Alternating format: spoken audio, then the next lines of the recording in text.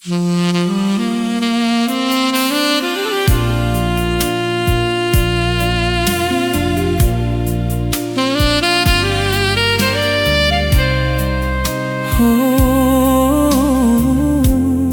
ៅមាបងអើយហេតុអ្វីក៏វាសនាចាមកបែបនេះសម្បល់ស្រអែមត្បល់ខួចញញឹមស្រស់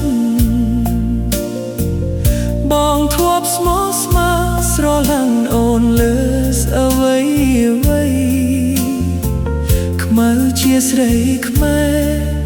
មានចរិយាល្អប្រពៃតែពេលនេះខ្លីត្រូវឃ្លាតឆ្ងាយពីទ្រូងបងហើយមើលទៅវាលស្រែដែលយើងធ្លាប់ដើរកាន់ដៃពេលនេះអូនប្រែថ្មីសល់ត្រឹមតែស្រមោលអូនត្រូវចេញទៅ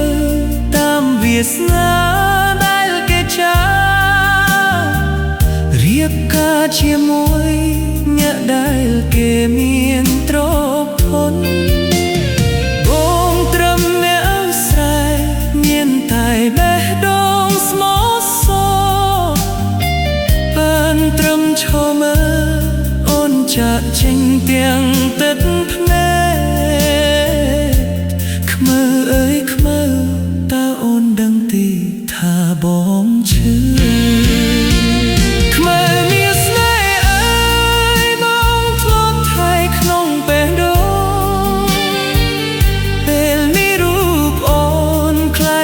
កម្មសក្ររបស់គេ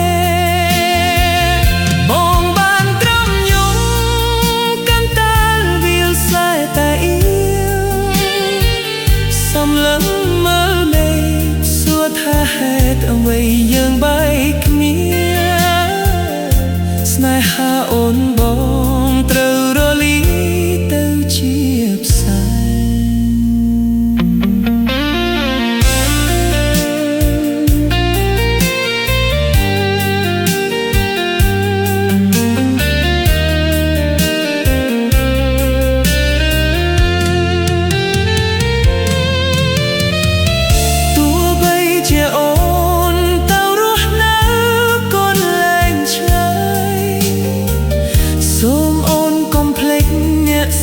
ដូចបង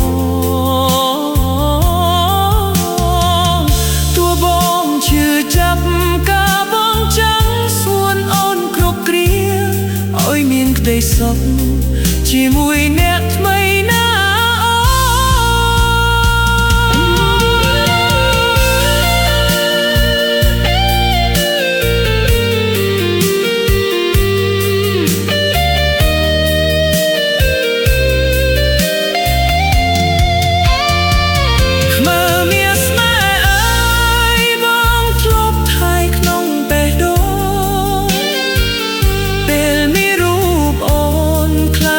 កម្មសិទ្ធិរបស់គេ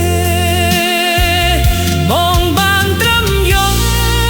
កាន់តែវាលស្រែតែអៀវ